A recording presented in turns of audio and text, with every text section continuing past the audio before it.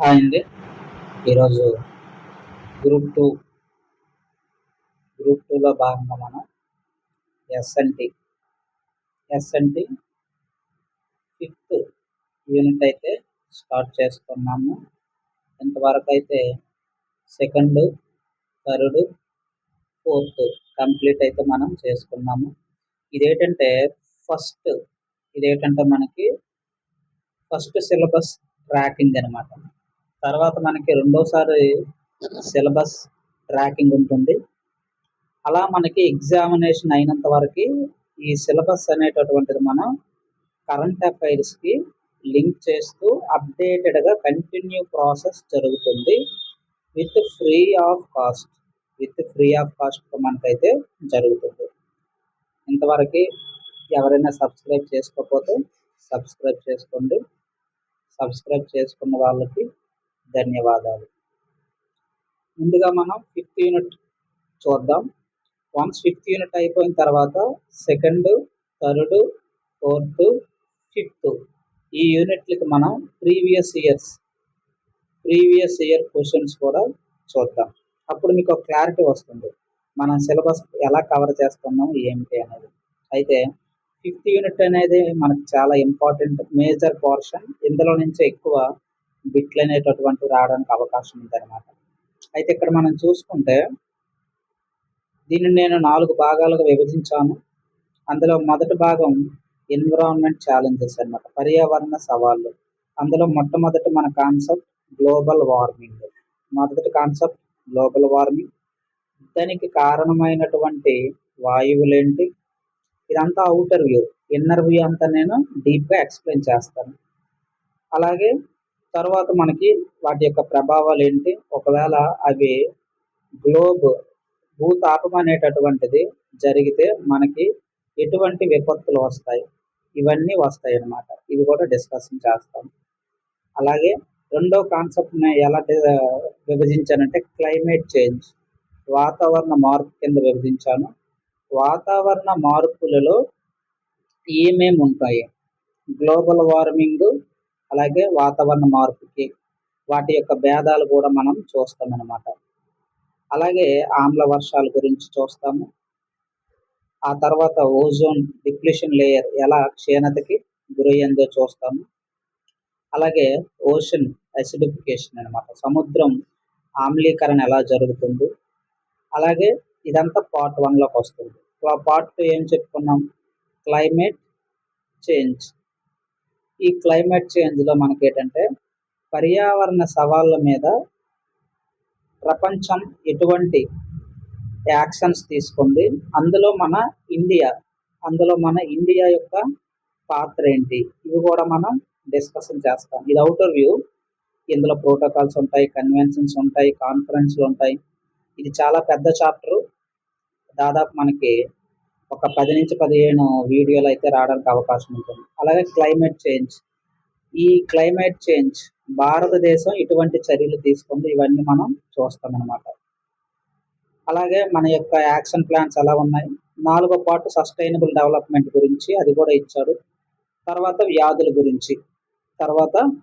గురించి అందులో వ్యాధుల సబ్ టాపిక్స్ ఇవన్నీ కూడా మనం చూస్తామన్నమాట. వ్యాధుల గురించి, అందులో భారతదేశం యొక్క హెల్త్ స్కీమ్స్ ఏంటి, మన ప్రోగ్రామ్స్ ఏంటి, ఇవన్నీ కూడా మనం చూస్తామన్నమాట.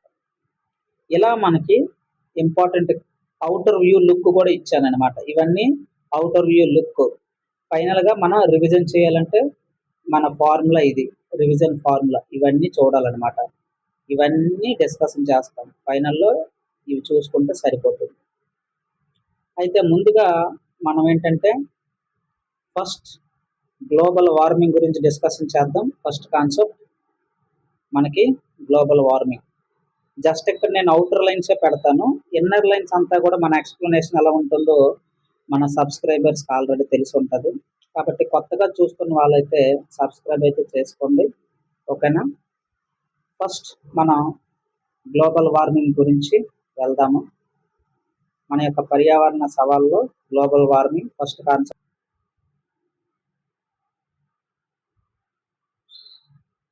అయితే ఇందులో మనం గ్లోబల్ వార్మింగ్లో ఫస్ట్ పర్యావరణ సవాళ్ళలో ఫస్ట్ కాన్సెప్ట్ గ్లోబల్ వార్మింగ్. అది మనం ఇప్పుడు చూద్దాం. ఏంటి ఈ గ్లోబల్ వార్మింగ్ అనేది మనకి ఇంపార్టెంట్. సో మనకి ఇక్కడ వచ్చేసి సాధారణంగా మనకి ఈ యొక్క గ్లోబల్ వార్మింగ్ అనేటటువంటి పదాన్ని మొదటగా ఎవరు ప్రవేశపెట్టారు అది మనకి ఇంపార్టెంట్. వాలన్ స్మిత్ బ్రోయకర్ ఆయన మనకి ఇది ప్రవేశపెట్టాడు అనమాట. వాలస్ స్మిత్ బ్రోయకర్,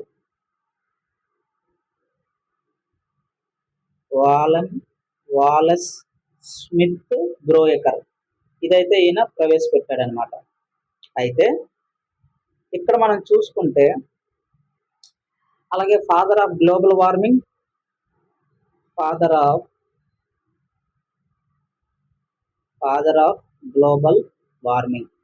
ఎవరు? కార్ల్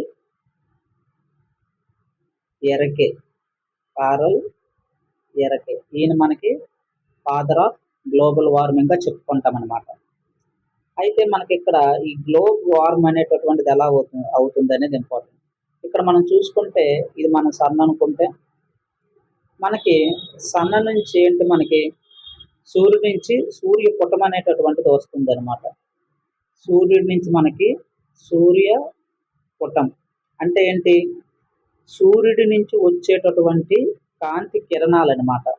ఇవి ఏంటంటాం మనం? కాంతి కిరణాలు.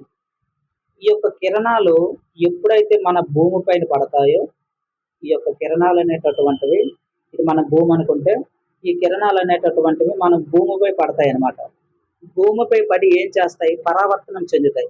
భూమిపై పడి మళ్ళీ ఇలా పరావర్తనం చెందుతాయి అనమాట. మళ్ళీ రిఫ్లెక్ట్ అవుతాయి అనమాట. భూమిపై పడి మళ్ళీ రిఫ్లెక్ట్ అవుతాయి. ఈ యొక్క పరావర్తనం చెందడాన్ని మనం ఏమంటామంటే ఆల్బిడో అంటాం. ఆల్బిడో అని అంటాం అనమాట. ఆల్బిడో అని అంటాం. ఇక్కడ మనం చూసుకుంటే ఇది మన సూర్యుడు అనుకుంటే సూర్యుడి నుంచి మనకి కిరణాలు వస్తాయి కదా. ఈ కిరణాలు అనేటటువంటివి భూమి పైన పడతాయి. భూమిపై పడి పరావర్తనం చెందుతాయి అనమాట. మళ్ళీ ఇలా రిఫ్లెక్ట్ అవుతాయి. ఈ రిఫ్లెక్ట్ అయిన దాన్ని ఏమంటాం మనం? ఆల్బిడో అని అంటాం అనమాట. ఇది మనకి ఇంపార్టెంట్, గుర్తించుకోండి. ఆల్బిడో అంటాం. అయితే ఈ యొక్క భూమి యొక్క ఆల్బిడో ఎంత మనకు అడగడానికి అవకాశం ఉంటుంది. 30%. అంటే దీని అర్థం ఏంటి? సూర్యుడి నుంచి వచ్చే కిరణాలని ఎంత శాతం మనకి రిఫ్లెక్ట్ చేస్తుంది? 30% రిఫ్లెక్ట్ అనేటటువంటిది చేస్తుంది అనమాట. అలాగే ఎడారి యొక్క ఆల్బిడో ఎంత? 40%.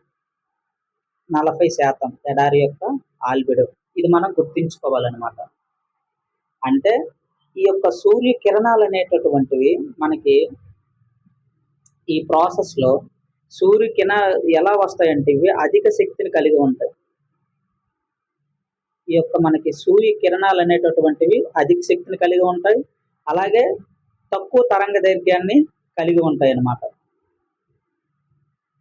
స్వల్ప తరంగ దైర్ఘ్యం, వేవ్ లెంత్ అంటాం. స్వల్ప తరంగ దైర్ఘ్యం కలిగి ఉంటాయి అన్నమాట. అంటే వాటి యొక్క నేచర్ ఎలా ఉంటుందంటే సూర్యుడి నుంచి భూమికి ఈ యొక్క కిరణాలు ఎలా పడతాయంటే అధిక శక్తితో కలిగి ఉంటాయి. అలాగే తక్కువ తరంగ దైర్ఘ్యాన్ని కలిగి ఉంటాయి. ఏవి? సూర్యుడి యొక్క కిరణాలు అనమాట. ఈ యొక్క సూర్యుడి యొక్క కిరణాలు తక్కువ తరంగ దైర్ఘ్యాన్ని కలిగి ఉంటాయి అన్నమాట. అంటే ఎంతైతే సూర్యుడి నుంచి శక్తి వస్తుందో భూమి అనేటటువంటిది అందులోన కొంత శక్తిని మాత్రమే తీసుకుంటుంది అనమాట. మనకి కొంత శక్తినే తీసుకుంటుంది. మిగతాది ఏం చేస్తుంది? ఇక్కడ ఇంపార్టెంట్. మిగతాది ఏం చేస్తుంది అంటే విడిచిపెడుతుంది, రిఫ్లెక్ట్ చేస్తుంది. ఏ రూపంలో? ఐఆర్, ఇన్ఫ్రారెడ్ రేడియంట్ అంటాం. ఇన్ఫ్రారెడ్ రేస్లో మనకి దీర్ఘ పరారుణ వికిరణ కిరణాలు అంటాం అనమాట. వీటిని తెలుగులో ఇంగ్లీష్లో ఇన్ఫ్రారెడ్ రేస్ అంటాము. దీర్ఘ పరారుణ వికిరణ కిరణాలు. ఇవే కిరణాలు దీర్ఘపరారుణ వికిరణ కిరణాలు అని అంటామన్నమాట. ఈ యొక్క దీర్ఘపరారుణ వికిరణాల ఇన్ఫ్రారెడ్ రేస్ రూపంలో మనకి భూమి అనేటటువంటిది విడిచిపెడుతుంది. ఏవి? సూర్యుడి యొక్క కిరణాలు అనమాట. ఇది మనకి ఇంపార్టెంట్. అంటే ఎంటీ పేజ్ తీసుకుందాం. ఎంటీ పేజ్ తీసుకుంటే మనకి బాగుంటుంది ఎక్స్ప్లెనేషన్కి. రైట్.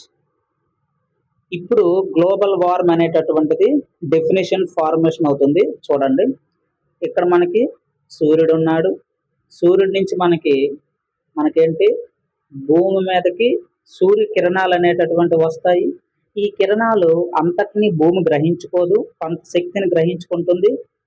గ్రహించుకున్నటువంటి శక్తిని ఎలా రిలీజ్ చేస్తుంది? మనకి భూమి ఐఆర్ రూపంలో రిలీజ్ చేస్తుంది అనమాట వాతావరణంలోకి. ఇది భూమి అట్మాస్ఫియర్ అనుకుంటే, ఈ అట్మాస్ఫియర్లకి ఏ రూపంలో రిలీజ్ చేస్తుంది? ఇన్ఫ్రారెడ్ రేస్ రూపంలో రిలీజ్ చేస్తుంది. అంటే దీర్ఘపరారుణ వికిరణ కిరణాలని అంటామన్నమాట. ఈ రూపంలో మనకేం చేస్తుంది? భూమి అనేటటువంటిది రిలీజ్ చేస్తుంది అనమాట సూర్యుడి యొక్క శక్తిని. ఇప్పుడు ఈ యొక్క శక్తి ఐఆర్ రేస్ ఉన్నాయే, ఇది వాతావరణంలో విడిచిపెడుతుంది కదా. ఈ వాతావరణంలో ఉండేటటువంటి ఈ యొక్క గ్రీన్ హౌస్ గ్యాసెస్ ఏం చేస్తాయంటే వీటిని పట్టుకుంటాయి. ఈ యొక్క ఇన్ఫ్రారెడ్ రేస్ని పట్టుకుంటాయి అన్నమాట. పట్టుకొని ఏం చేస్తాయి? వెళ్ళనివ్వకుండా ఆపుతాయి అన్నమాట. ఎక్కడికి? వాతావరణం బయటికి వెళ్ళనివ్వకుండా ఏం చేస్తాయి? ఈ గ్రీన్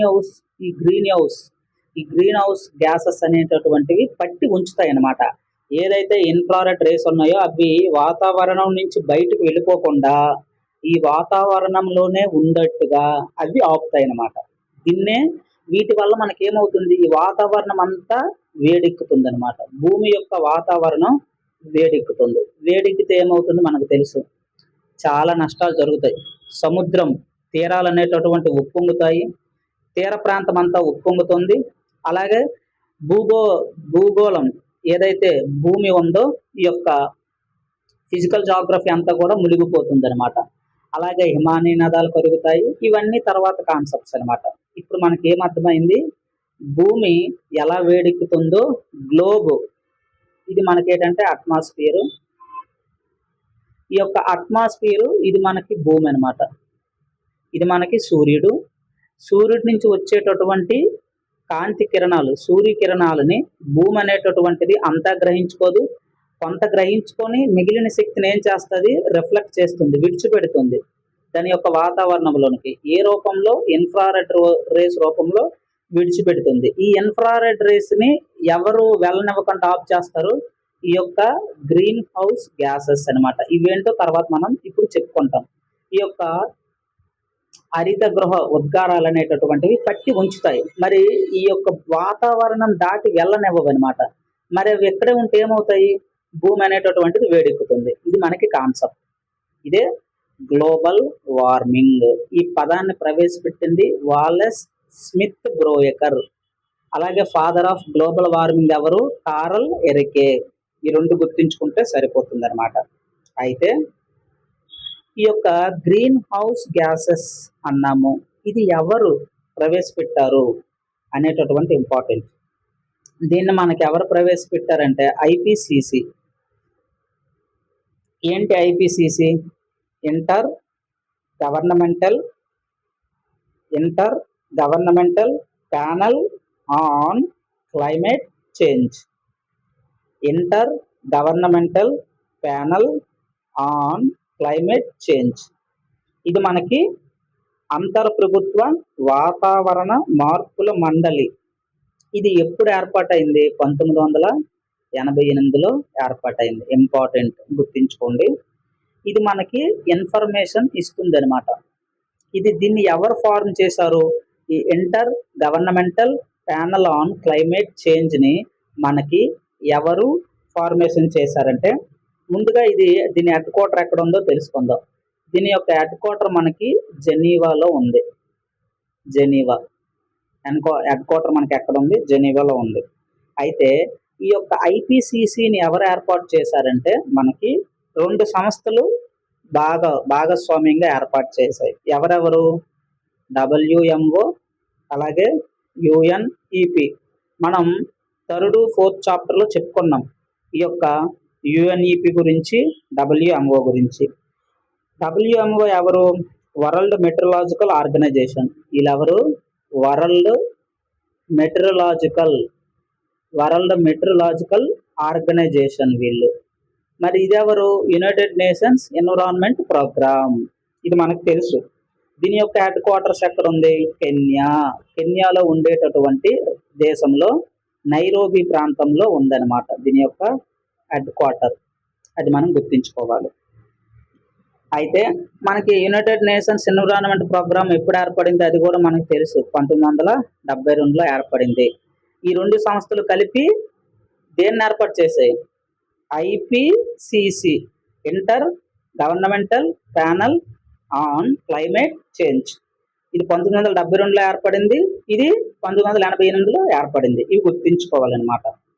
అంటే ఈ 2 సంస్థల యొక్క భాగస్వామ్యంతో మనకి ఈ వాతావరణంలో ఉండేటటువంటి ఈ గ్లోబల్ వార్మింగ్ కారణమైనటువంటి గ్యాసెస్ని గుర్తించడానికి ఎవరు వచ్చారు? మనకి ఏర్పాటు చేయడానికి IPCC అనేది మనం గుర్తుంచుకోవాలన్నమాట.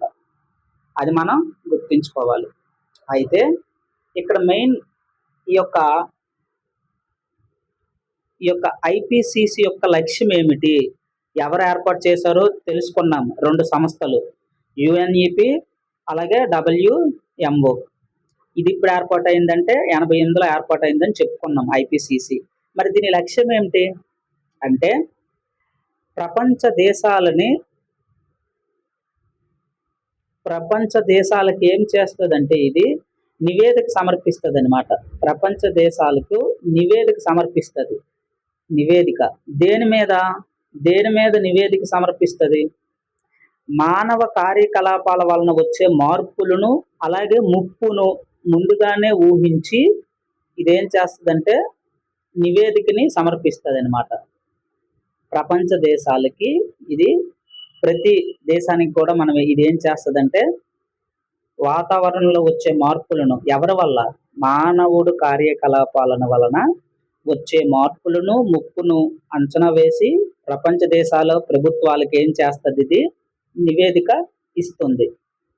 అయితే దీనికి మనకి 2007లో ఇటువంటి కార్యక్రమాలు చేసినందుకు నోబెల్ శాంతి బహుమతి కూడా వచ్చిందనమాట, పీస్ అవార్డు.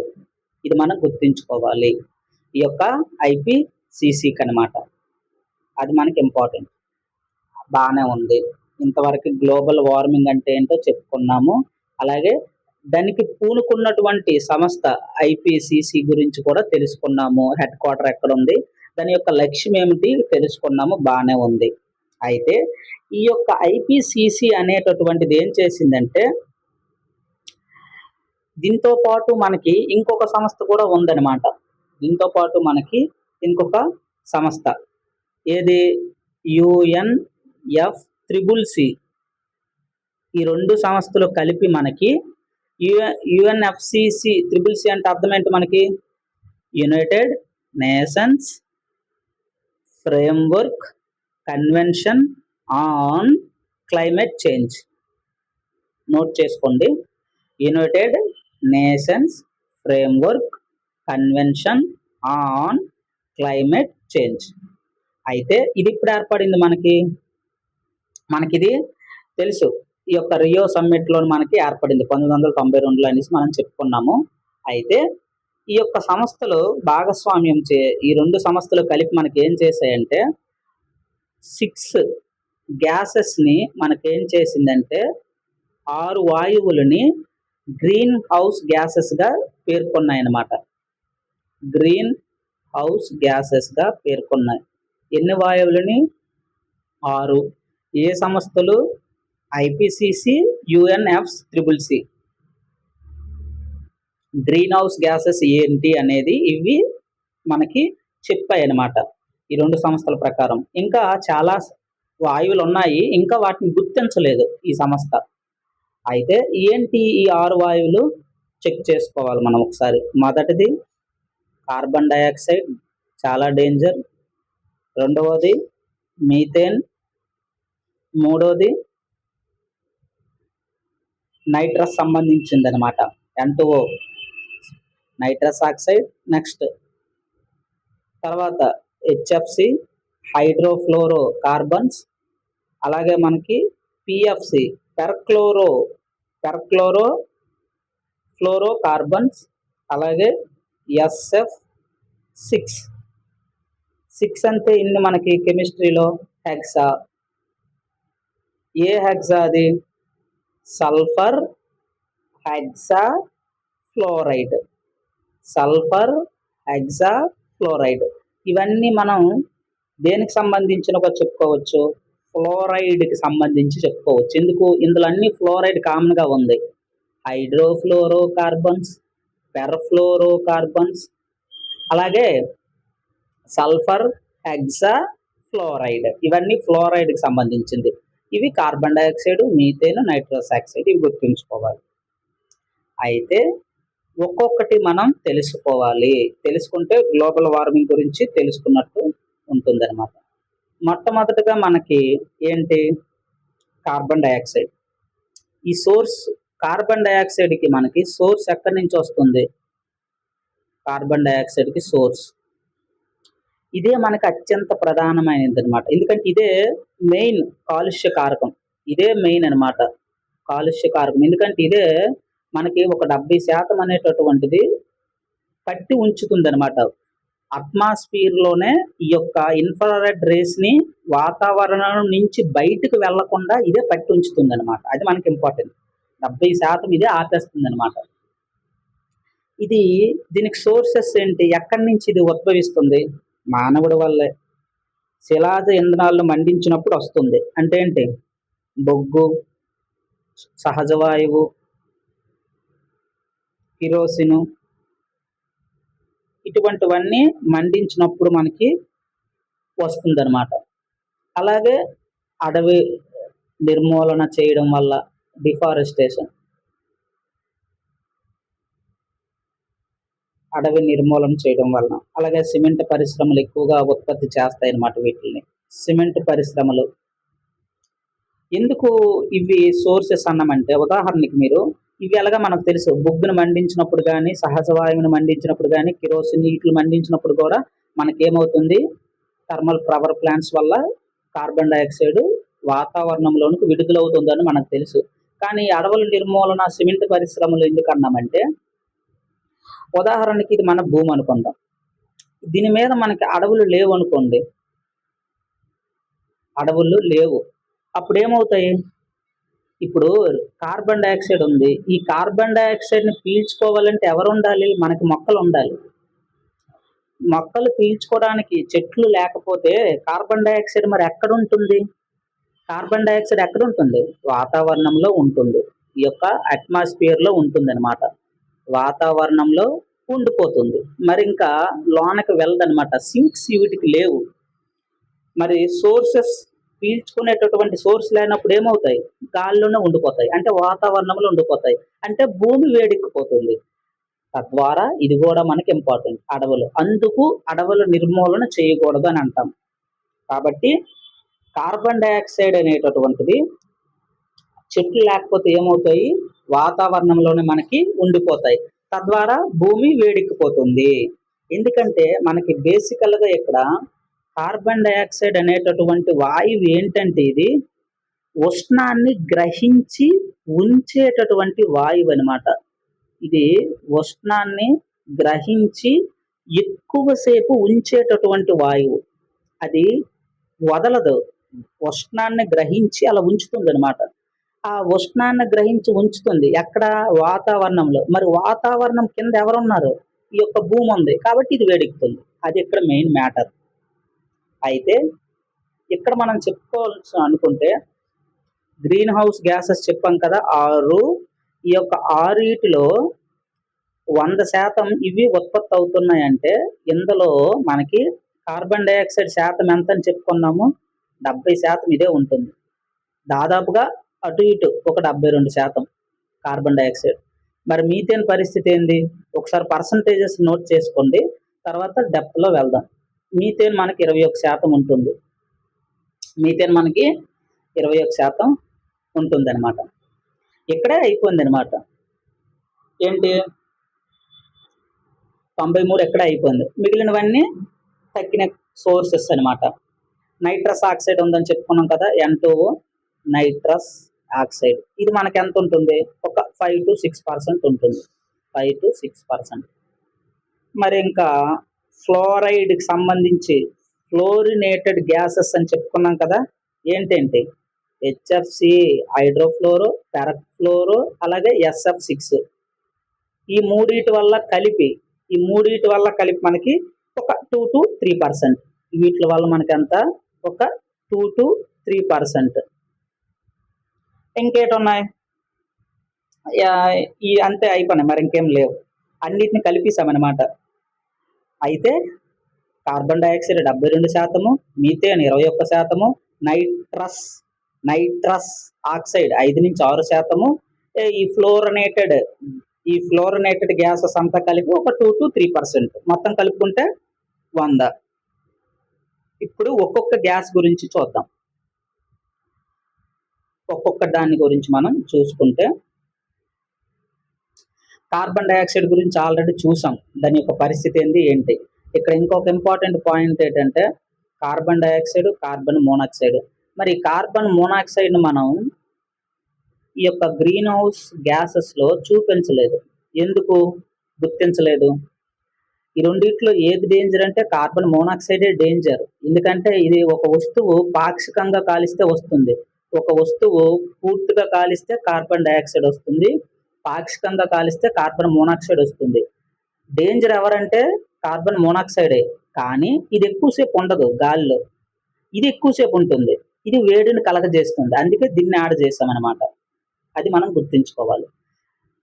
1750 నుంచి మనం చూసుకుంటే ఇప్పటి వరకు, ఒక 2018 వరకు చూసుకుంటే మనకి 280 parts per million. అంటే ఒక పార్ట్స్ పర్ మిలియన్లో 280 ఉండేవి అనమాట సూక్ష్మ ధూళి కణాలు. అంటే వీటి యొక్క శాతం గాలిలో. అదే 2018 నుంచి చూసుకుంటే ఈ గ్రీన్ హౌస్ గ్యాసెస్ 407 అయిపోయాయి పార్ట్స్ పర్ మిలియన్. అంటే డబల్ అయిపోయింది. అంటే ఈ యొక్క 5-6 సంవత్సరాల్లోనే భూమి ఎంతవరకు ఉన్న గ్రీన్ హౌస్ గ్యాసెస్ని డబల్ చేస్తాం. మరి 2100 పరిస్థితి ఏందో ఊహించుకోండి, మీకే వదిలేశాను. ఎంత దారుణంగా ఇప్పుడు పరిస్థితి ఉందన్నమాట. మరి యొక్క వాతావరణంలో కార్బన్ డైఆక్సైడ్ శాతం ఎంత? చాలా తక్కువ, 0.03. ఇది జస్ట్ ఒక 0.0456 అలా పెరిగిందంటే ఇంకా ఎంత విధ్వంసం సృష్టిస్తుందో మనం చెప్పనవసరం లేదు. ఇప్పుడు రెండోది మనకేంటి? మీథేన్ మనకు తెలుసు. దీన్నే మార్స్ గ్యాస్ అంటాం, దీన్నే గోబర్ గ్యాస్ అంటాం, దీన్నే మనం బయోగ్యాస్ అంటాం. ఎన్నో పేర్లు ఉన్నాయి, దీన్నే ఇవన్నిటిని పేర్లు అంటాం. అయితే దీని పర్సంటేజ్ చెప్పుకున్నాం 21. దీన్ని ఎందుకు యాడ్ చేసామంటే ఒకటే మనం గుర్తుంచుకోవాలి, ఇవన్నీ కూడా ఏం చేస్తాయంటే ఉష్ణాన్ని పట్టి ఉంచుతాయి. అందువల్ల యాడ్ చేసాం. ఉష్ణాన్ని పట్టి వదిలిస్తే పర్వాలేదు, కానీ అవి అలా ఉంచుతాయి కాబట్టి వేడి ఎక్కువ అవుతుంది. మరి దీని సోర్సెస్ ఏంటి? సోర్సెస్ ఎక్కడి నుంచి మనకు వస్తుంది? పశువుల పేడ, వరి పొలాలు వ్యర్థాలు, వరి పొలాల నుంచి వ్యర్థాలు, అలాగే మనకి కుళ్ళిపోయిన చెత్త, అలాగే బొగ్గు గనులు తవ్వకం, ఇటువంటి వాటి వల్ల మనకి ఈ మీథేన్ అనేటటువంటిది పుట్టుకొస్తుంది అనమాట. ఇది దీని యొక్క సోర్సెస్. మరి నైట్రస్ మూడోది ఏంటో నైట్రస్ ఆక్సైడ్. ఇది మనకు 5 నుంచి 6 ఉన్నాయి చెప్పుకున్నాం. ఇదేంటి? దీన్ని ఎందుకు యాడ్ చేసామంటే ఇది కూడా చాలా కాలం పట్టించుతుంది అనమాట వేడిని. దాదాపు 100 సంవత్సరాల దాకా పట్టించుతుంది అనమాట. 100 సంవత్సరాల దాకా పట్టించుతుంది వేడిని. అందుకే దీన్ని యాడ్ చేసాం. ఇదేంటి? ఎరువులు మనం వేస్తామా? ఈ యొక్క ఎరువులు వేయడం వల్ల ఏమవుతుంది? ఈ యొక్క నైట్రోజన్ సంబంధించినటువంటివి బయటకు వస్తాయి అన్నమాట. పరిశ్రమల వ్యర్థాల నుంచి కానీ, ఈ యొక్క పరిశ్రమలు ఉంటాయి కదా మనకి, ఈ యొక్క పరిశ్రమల వ్యర్థాల నుంచి ఈ యొక్క ఎవరు వస్తారు, నైట్రస్ ఆక్సైడ్ అంటే డైరెక్ట్గా రాదు, నైట్రోజన్కి వస్తుంది, గాలిలో ఒక ఆక్సిజన్ అనేది వచ్చింది నైట్రస్ ఆక్సైడ్గా ఏర్పడి ఇవన్నీ కూడా మనకి హానికరంగా కలిగిస్తాయి అన్నమాట. అలాగే ఏవైనా వ్యర్థాలను మనం కాల్చిన ఇటువంటి వాటి నుంచి మనకి నైట్రస్ ఆక్సైడ్ అనేటటువంటిది వస్తుందని చెప్పుకోవచ్చు అనమాట. అలాగే హైడ్రోఫ్లోరో, పెర్ఫ్లోరో, అలాగే సల్ఫర్ హెక్సా ఫ్లోరైడ్, ఇవి కూడా మనకి ఫ్లోరినేటెడ్ గ్యాసెస్ అని అంటామన్నమాట. వీటి యొక్క పరిస్థితి ఏంటి, ఇవి మానవుడికి సంబంధించినవి. ఈ యొక్క ఎంటైర్ హైడ్రోఫ్లోరో, పెర్ఫ్లోరో ఇవేంటంటే మనకి ఏసీలు, ఫ్రిడ్జ్లు, అలాగే కూలర్లు, వీటి నుంచి మనకి విడుదలయ్యేటటువంటి వాయువులు అనమాట. ఏవి, హైడ్రోఫ్లోరో కార్బన్, పెర్ఫ్లోరో కార్బన్. అందుకే వీటిని కూడా మనం యాడ్ చేసాం. మరి లాస్ట్ది SF6. ఈ యొక్క SF6 పైన చెప్పుకున్న 5 వాయువులతో పోల్చుకుంటే మోస్ట్ డేంజరస్. ఎందుకన్నాం మోస్ట్ డేంజరస్? ఎందుకంటే మనం ముందే చెప్పుకున్నాం 100% అనుకుంటే అందులో 70% ఎవరున్నారు, 72% కార్బన్ డైఆక్సైడ్ ఉన్నారు. అయితే ఈ భూమి మీద ఈ వేడిని ఎంతసేపు ఇది పట్టి ఉంచుతుందంటే, దాంతో పోల్చుకుంటే కార్బన్ డైఆక్సైడ్తో పోల్చుకుంటే ఇన్ని రెట్లు అది భూమి మీద వేడిని పట్టుంచుతుంది. అంటే దాని అర్థం ఏంటి, ఇన్ని సంవత్సరాలు పట్టుంచుతుంది అనమాట. చూసుకోండి ఎంత ఇది ఉన్నది, చాలా మైన్యూటే, 0.0లో ఉంటుంది, 00. కానీ ఇది పర్యావరణంలో మనకి ఎంత పట్టుంచుతుందో చూడండి ఉష్ణాన్ని. చాలా డేంజర్ అన్నమాట ఈ యొక్క SF6 వాయువు అనేటటువంటిది మనకి చాలా డేంజర్. ఎందుకంటే తక్కిన వాయువులన్నీ మనకి 100 సంవత్సరాలు, 200 సంవత్సరాలు, 50 సంవత్సరాలు ఉంచుతాయి పట్టి. కానీ ఈ యొక్క SF6 అనేటటువంటి వాయువు మనకి దాదాపుగా ఎన్ని వేల సంవత్సరాలు పట్టుంచుతుందో ఒకసారి మీ యొక్క ఊహకే వదిలేస్తున్నాను అనమాట. ఇన్ని సంవత్సరాలు పట్టుంచుతుంది. చాలా డేంజర్. అందుకే దీన్ని యాడ్ చేసామన్నమాట. ఇవి కాక ఎన్నో వాయువులు ఉన్నాయి, కానీ అవి మనం ఇంకా యాడ్ చేయలేదు, గుర్తించలేదు. తర్వాత గుర్తిస్తుంది. ఏంటి, నీటి ఆవిరి కూడా చాలా ఉన్నాయి. ఎందుకంటే ఇది కూడా, ఈ యొక్క నీటి ఆవిరి అనేటటువంటిది సూర్యరశ్మి కిరణాలు తగిలితే ఇవి కూడా వేడెక్కుతాయి. ఇవి కూడా ఏమవుతాయి, మనకి భూమిలో ఉంచుతాయి అన్నమాట. కాబట్టి ఇది కూడా డేంజరే. ఇలా మనకి ఏంటి, ఇవి కూడా చాలా డేంజర్. తర్వాత ఇంకేమున్నాయి మనకి, కార్బన్ ఏరోసాల్స్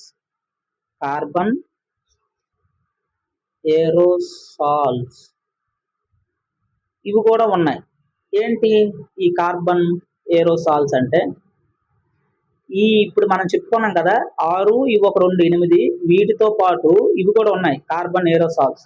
ఇవేంటంటే ఈ వాతావరణం, ఇది అనుకుంటే మనకి, ఇది భూమి అనుకుంటే, ఈ యొక్క వాతావరణంలో మనకి ఘన లేకపోతే ద్రవ, సాలిడ్ లేదా లిక్విడ్ అనమాట, ఈ స్టేట్లో మనకి కొన్ని రేణువులు ఉంటాయి అన్నమాట. వాతావరణంలో ఈ కార్బన్కి చెందినటువంటి రేణువులు, ధూళి కణాలు ఘన లేదా ద్రవ రూపంలో మనకి విడుదలవుతాయి అన్నమాట. వాటి యొక్క సమూహాన్ని మనం కార్బన్ ఏరోసాల్స్ అని అంటామన్నమాట. యాక్చువల్గా ఈ కార్బన్ ఏరోసాల్స్ అనేటటువంటి మనకి 2 రకాలు అనమాట. బ్లాక్ కార్బన్, అలాగే బ్రౌన్ కార్బన్. ఈ కార్బన్ ఏరోసాల్స్ అనేటటువంటి 2 రకాలు. అందులో మనకి బ్లాక్, బ్రౌన్. ఏంటి బ్లాక్, ఏమి లేదు, ఇది మనకు తెలుసు. ఇవన్నీ కూడా పేర్లు మారుతాయి. ఇది సాధారణంగా మసి చూస్తామా, సాధారణంగా ఆ మసిది బ్లాక్ కార్బన్ అనేటటువంటిది. సూట్ అంటాం, సూట్. అంతెందుకు, మీరు బెంగళూరు కానీ మెట్రోపాలిటన్ సిటీస్ ఎక్కడైనా వెళ్ళండి, బెంగళూరు ఇటువంటివి, ఒక గంట 2 గంటలు అలా బయట తిరిగిసి రండి. తిరిగిసి వచ్చి జస్ట్ మీ నుదుటి మీద ఇలా అనండి, నల్లగా ఉంటుందన్నమాట. అదే సూట్, బ్లాక్ సూట్. ఎందుకు? గాలిలో నిరంతరంగా ఈ యొక్క కార్బన్ డైఆక్సైడ్ వాయువులు రిలీజ్ అవుతూనే ఉంటాయి, ఘన ద్రవ రూపంలో కలిసిపోయి ఉంటాయి అన్నమాట. అవే మనకు వచ్చి తగులుతాయి. వీటికి వాహనాల నుంచి విడుదలయ్యేటటువంటి పొగ, ఇటుక బట్టీలు, అలాగే ఇటువంటివన్నీ మనకు కారణం అనమాట ఈ బ్లాక్ కార్బన్కి. మరి ఈ బ్రౌన్ కార్బన్ ఏంటి? ఇది సహజంగా జరిగేది. అంటే అడవులు కార్చిచ్చు వల్ల. ఇప్పుడు మనకి యూరోపియన్ యూనియన్లో స్పెయిన్ ఇవన్నీ తగలబడిపోతున్నాయి అనమాట అడవులు కార్చిచ్చు వల్ల. అలాగే అడవులు నరికివేత వల్ల ఇవన్నీ సెకండరీ ఏరోజాల్గా చెప్తామన్నమాట. అలాగే యూవీ రేస్, ఎందుకు? ఇది బ్లూ లైట్ని గ్రహిస్తాయి కాబట్టి. ఇలా మనకి ఇవన్నీ కూడా మనకేంటి? బ్రౌన్ కార్బన్ ఏరోసాల్స్ కింద మనం చెప్పొచ్చు అనమాట. అయితే వీటిని మనం ఇంకా యాడ్ చేయలేదన్నమాట. ఎందుకంటే ఇవి అంతగా ఉంచవు, వాతావరణంలో పట్టి ఉండవు, బేగ వెళ్ళిపోతాయి. అందువల్ల వీటిని యాడ్ చేయట్లేదు. వీటి వల్ల గ్లోబ్ అంతగా వార్మ్ అవ్వదనమాట. అయితే ఇంతవరకు మనం చూసుకుంటే అత్యధిక వేడి సంవత్సరం ఏదో తెలుసా? అత్యధిక వేడి సంవత్సరం ఇదనమాట. అత్యంత వేడి సంవత్సరం ఈ రోజు నమోదైంది. అంటే గత సంవత్సరాల ఉష్ణోగ్రత సగటు 17 ఉండేది అనమాట. ఒక్కసారి ఈ రోజు ఎక్కువైంది. ఆ రోజుని 2024 జూలై 22ని అత్యధిక ఉష్ణోగ్రత పెరిగింది అనమాట. అది లెక్కించారు వీళ్ళు, ఈ ఐపీసీసీ వాళ్ళు అనమాట. ఇది మనకి ఇంపార్టెంట్. ఇందులో మెయిన్గా మనకి ఎగ్జామినేషన్ పాయింట్ ఆఫ్ వ్యూలో ఇవన్నీ ఇంపార్టెంటే. అలాగే మనకి ఎప్పుడు కూడా మనం ఏం చెప్పుకున్నాం? ఐపీసీసీయే కదా ఇదంతా రిపోర్ట్ ఇస్తుంది. ఈ యొక్క 6 వాటి గురించి ప్రపంచ దేశాలకి మనకి ఏం చేస్తుంది? ఎప్పటికప్పుడు మానవాళి వల్ల ముప్పును మరియు మానవ కార్యకలాపాల వల్ల కలిగేటటువంటి వాతావరణ మార్పులను అంచనా వేసి ప్రభుత్వాలకి ప్రపంచ ప్రభుత్వాలకి నివేదిక ఇస్తుందని చెప్పుకున్నాం ఈ యొక్క ఐపీసీసీ. అయితే ఈ ఐపీసీసీ రిపోర్ట్స్ కూడా ఇస్తుంది. అందులో మనకి GWP అంటాం. ఇదేంటంటే మనకి గ్లోబల్ వార్మింగ్ పొటెన్షియల్. ఏంటి ఈ యొక్క గ్లోబల్ వార్మింగ్ పొటెన్షియల్ అంటే? ఏమీ లేదు. ఈ యొక్క ఐపీసీసీ రిపోర్ట్ తయారు చేస్తుంది కదా, కార్బన్ డైఆక్సైడ్తో పోలిస్తే వాతావరణాన్ని, ఈ యొక్క గ్లోబ్ని, మన యొక్క భూమిని ఎంత వేడిని ఇవి గురి చేస్తాయి, ఆ యొక్క రిపోర్ట్ ఇస్తుంది అనమాట. ఆ యొక్క రిపోర్ట్ను మనము GWP అంటాం, గ్లోబల్ వార్మింగ్ పొటెన్షియల్. అంటే ఎంతవరకు భూమిని వేడెక్కించగలవు అవి అనమాట. అవి చూద్దాం ఒకసారి. ఆ యొక్క రిపోర్ట్ చూద్దాం. Global warming potential carbon dioxide, దాని యొక్క GWP అంత గ్లోబల్ వార్మ్ పొటెన్షియల్. దీని యొక్క పొటెన్షియల్ మనం చూస్తే ఒకటి అనుకుందాం. ఎందుకంటే దీంతోనే కదా మనం కంపేర్ చేస్తాం అన్ని వాయువుల్ని. ఇదే ఎక్కువ ఉంది, 72%. అందుకే దీన్నే ప్రామాణికంగా తీసుకున్నాం. దీని యొక్క లైఫ్ టైం ఎంత ఉంటుంది? 100 సంవత్సరాలు ఉంటుంది. దీని యొక్క లైఫ్ టైం 100 సంవత్సరాలు. మీథేన్, దీని యొక్క GWP ఎంత వేడెక్కించగలదు భూమిని? 27. అంటే దీనికి 27 రెట్లు వేడెక్కించగలదు. అంటే కార్బన్ డైఆక్సైడ్తో పోలిస్తే మీథేన్ చాలా డేంజర్. కానీ ఎన్ని సంవత్సరాలు ఉంటుంది? 12 సంవత్సరాలే. లైఫ్ టైం తక్కువ కాబట్టి దీనికి సెకండ్ కేటగిరీ ఇచ్చారనమాట. అలా ఎక్కువ మోతాదులో మనకి కార్బన్ డైఆక్సైడే కలిగిస్తుంది అనమాట. నైట్రస్ ఆక్సైడ్ 273, చాలా ఎక్కువ. ఎంత వేడెక్కించగలదో కార్బన్తో పోల్చుకుంటే, కార్బన్ డైఆక్సైడ్తో దానికి 273 రెట్లు, చాలా డేంజర్. ఎన్ని సంవత్సరాలు? 114 సంవత్సరాలు, చాలా డేంజర్. అలాగే హైడ్రో ఫ్లోరో కార్బన్స్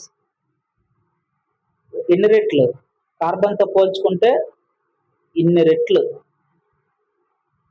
రెట్లు వేడిని ఇవి గ్రహిస్తాయి అన్నమాట. భూమికి హానికరం చేస్తాయి. దాదాపు ఇవి 228 సంవత్సరాల పాటు ఉంటాయి. 14 సంవత్సరాల నుంచి 228 సంవత్సరాల పాటు ఉంటాయి. మరి టెర్ఫ్లోరో కార్బన్స్ ఇవి ఎంత ఉంటాయి? కార్బన్తో పోల్చుకుంటే దీని పొటెన్షియల్ ఎంత వేడెక్కిస్తాయి? 7380 రెట్లు, 50,000 సంవత్సరాలు ఉంటాయి ఇవి. గాలిలో ఎన్ని సంవత్సరాలు ఉంటాయి? 50,000 సంవత్సరాలు. ఇంపార్టెంట్. SF6 ఇందాకలే చెప్పుకున్నాం SF6 గురించి. ఇది ఎన్ని రెట్లు కలగజేస్తుందని, ఇన్ని రెట్లు కలగజేస్తుంది, వేడెక్కిస్తుంది. ఎన్ని సంవత్సరాలు ఉంటుంది? 3200 సంవత్సరాలు ఉంటుంది. ఇదంతా ఇంపార్టెంట్. చాలా రిపోర్ట్స్ ఉన్నాయి, చాలా సబ్జెక్ట్ ఉంది ఇంకా. అయితే ఇదంతా మనకు దేనికి సంబంధించింది? Global warming. ఇప్పుడు మనం ఏంటంటే ఒకసారి అవుటర్ వ్యూ చూద్దాం. ఈ యొక్క గ్లోబల్ వార్మింగ్ గురించి ఇంతవరకు చెప్పుకున్న దాన్ని ఒకసారి ఇక్కడ చూద్దాం. గ్లోబల్ వార్మింగ్ అంటే ఏం చెప్పుకున్నాం? భూమి సగటు ఉష్ణోగ్రత మనకి దీర్ఘకాలంగా పెరుగుతూ ఉండడం. ఎలా పెరుగుతుంది చెప్పుకున్నాం. సూర్యుడు, భూమి, అలాగే సూర్యుడి నుంచి వచ్చే కిరణాలని రిఫ్లెక్ట్ చేస్తుంది. ఏ రూపంలో? IR రూపంలో, ఇన్ఫ్రారెడ్ రేస్ రూపంలో. ఇవి బయటికి వెళ్లకుండా, వాతావరణం నుంచి బయటకు వెళ్లకుండా ఈ యొక్క గ్రీన్ హౌస్ గ్యాసెస్ పట్టి ఉంచుతాయి. అందుకే మనకి భూమి వేడెక్కుతుంది. అదే గ్లోబల్ వార్మింగ్ అని చెప్పుకున్నాం. మరి గ్రీన్ హౌస్ గ్యాసెస్ చెప్పుకున్నాం. ఇవన్నీ గురించి IPCC స్టాండర్డ్ ప్రకారం ఏవేవి నోట్ చేసిందో 6 అవి చెప్పుకున్నాం. ఇవన్నీ వాటర్ వేపరు. ఇందులో వాటర్ వేపర్ ఒక్కటే IPCC యాడ్ చేయలేదు, ఇవన్నీ యాడ్ చేసింది అనమాట. 3, 4, ఇంకో 2 మనం చెప్పుకున్నాం. ఏది? ఈ యొక్క ఫ్లోరినేటెడ్ గ్యాసెస్ 3 వస్తాయి, ఇంకో 2 ఇవి ఉన్నాయి. SF6 ఒకటి, అలాగే CFC, CFC కాదు, HFC, పెర్క్లోరో కార్బన్స్. ఇవి మనకి 6. ఇదే కదా. బొగ్గు ఆధారిత కేంద్రాలు ఏం చేస్తాయి? కార్బన్ డైఆక్సైడ్ రిలీజ్ చేస్తాయి. రిలీజ్ అయితే ఏమవుతుంది? వాతావరణం వేడెక్కుతుంది. ఎందుకు వేడెక్కుతుంది? ఇది ఎక్కువసేపు నిల్వ ఉంచుతుంది అనమాట, పట్టి ఉంచుతుంది వాతావరణం నుంచి బయట వెళ్ళనివ్వకుండా. తద్వారా భూమి ఏమవుతుంది? ఉష్ణోగ్రతలు పెరుగుతాయి. ఎఫెక్ట్ ఏంటి? హిమానీ నదులు కరుగుతాయి, సముద్ర మట్టాలు పెరుగుతాయి, మనకి సముద్ర మట్టాలు, అలాగే హీట్ వేవ్స్ పెరుగుతాయి, అలాగే వ్యవసాయంపై ప్రభావం పడుతుంది, బయోడైవర్సిటీ తగ్గుతుంది. ఇవన్నీ మనకు తెలుసు. గ్లోబల్ వార్మింగ్ అంటే ఏంటి? కంటిన్యూస్గా ఉష్ణోగ్రతలు పెరగడం అనమాట. క్లైమేట్ చేంజ్ నెక్స్ట్ చూస్తాం. ఇంకా అయిపోలేదు. గ్లోబల్ వార్మింగ్ మనకు చాలా ఉంది. ఇందులో చాలా కాన్సెప్ట్స్ మనకు ఉన్నాయి. 1 by 1 డిస్కషన్ అనేటటువంటిది మనం చేస్తామన్నమాట. ఓకేనా? ఛానల్ అయితే సబ్స్క్రైబ్ చేసుకోండి. మంచి content with free of cost. Channel subscribe చేసుకోండి. సబ్స్క్రైబ్ చేసుకున్న వాళ్ళకి ధన్యవాదాలు.